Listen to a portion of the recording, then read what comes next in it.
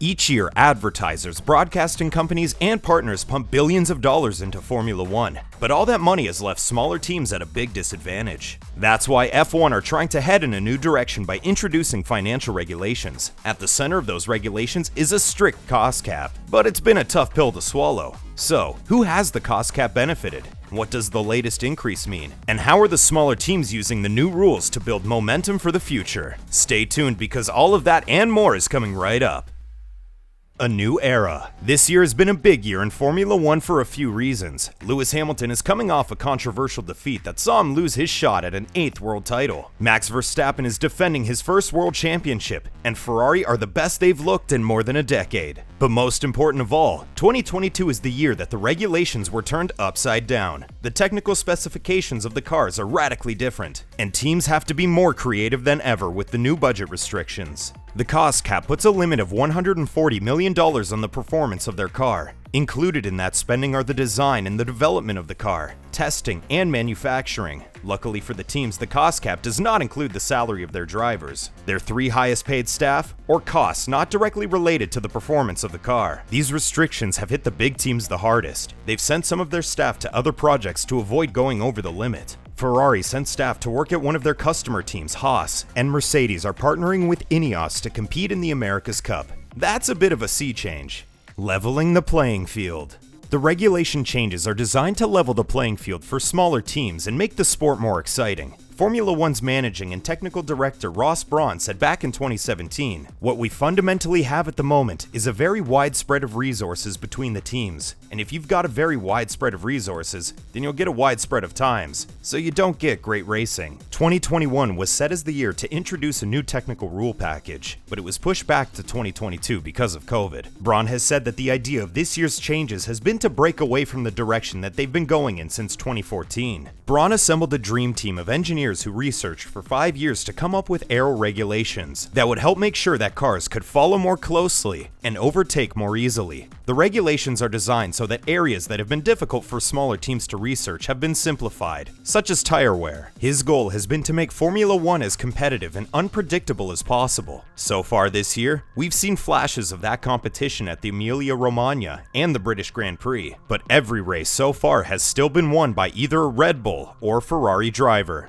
Winning the battle. Since the beginning of the year, the top teams like Red Bull, Ferrari, and Mercedes have all been advocating for an increase in the cost cap. Leading the charge has been Red Bull team principal Christian Horner, who argued that inflation was causing the price of freight, transport, and production to skyrocket. Speaking to Sky Sports back in June, Horner said, "There are things you can't control, and therefore I think that's why the majority of teams do feel that there's an issue that needs to be addressed." He warned that it would mean that the championship could be decided in the courtroom because more than half the teams were at risk of breaching the cap. Eventually, Formula One responded by coming to a compromise. They're now allowing for an extra $4.3 million per team, but that cost will come out of their prize pool at the end of the year. But Mercedes boss Toto Wolff said that the increase didn't go far enough. After the increase was announced just before the Austrian Grand Prix, he said, "Too little for the big teams, but too much for the small teams, so nobody's really happy. Does it solve our problems? No." And Horner supported his rival's position, telling Motorsport.com that it wouldn't be enough to keep up with the inflation. At the end of the day, the $4.3 million was a 3.1% increase that was agreed to by all of the teams. That was a compromise between bigger and smaller teams who have radically different budgets. Before the cost caps, the top teams were spending more than $450 million per year, while small teams like Haas spent only $80 million.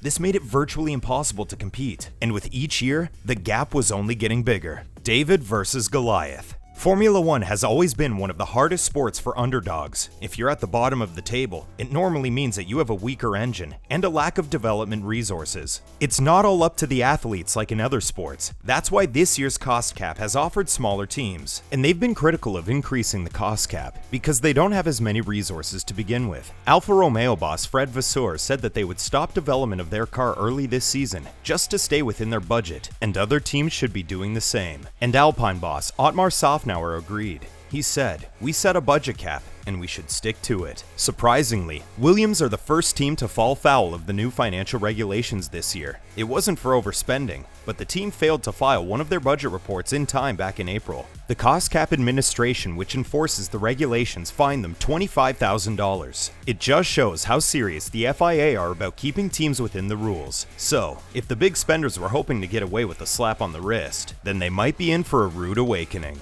Turning the tables. It's all well and good to try and level the playing field on paper, but how has it actually panned out? One helpful marker is how much wind tunnel time each team is allotted. That's because the new regulations include aerodynamic testing restrictions that give teams extra wind tunnel use if their position in the Constructors' Championship drops from last year. Because Mercedes have dropped 2 positions, they get an extra 32 runs in the wind tunnel. On the other hand, because Alfa Romeo have moved up 3 places in the standings, they will have 48 less runs. One of the biggest surprises this year has been the performance of the American team Haas. Last year, they finished last in the championship and didn't score any points the entire season. But in the first round of this year in Bahrain, their driver Kevin Magnussen finished in P5, which is their highest place finish in 4 years. They've battled reliability problems in Monaco and Azerbaijan, but in the last 2 rounds they've bounced back. At the Austrian Grand Prix, Mick Schumacher even held off at charging Lewis Hamilton several times to prove just how competitive the Haas car is this year. If you told someone last year that Hamilton would be struggling to get past a Haas, they wouldn't have believed you, but it might be proof that Ross Brawn's plan is working.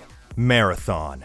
A Formula 1 season is long, especially this year. We're only halfway through the 22 races of the season, and it sounds like teams are already burning through their budgets. Every team has brought significant aerodynamic upgrades to their cars to get on top of the issues like porpoising. But at this point, the attention is beginning to shift to 2023. McLaren haven't slowed down in their car's development, but they're keeping in mind that their hard work might only pay off next year. Their executive technical director James Kay said, "We're all still learning a lot about these cars, and the work that's been done in the background for 2023. Anything that we're researching for this car, depending on the cost cap, is all valid really for next year." For other constructors, the decision to focus on next year's model is a dilemma. Alpine are sitting in 5th place in the championship right now, which is the same position they finished in last season. Otmar Safnauer says that they're still in the fight for 4th place with McLaren, but that it's a tricky decision to make. He said, "We're going to keep developing until we're comfortable, but at the same time, we can't do it at the ultimate expense of next year. It's about this time that we're going to be switching over to 23.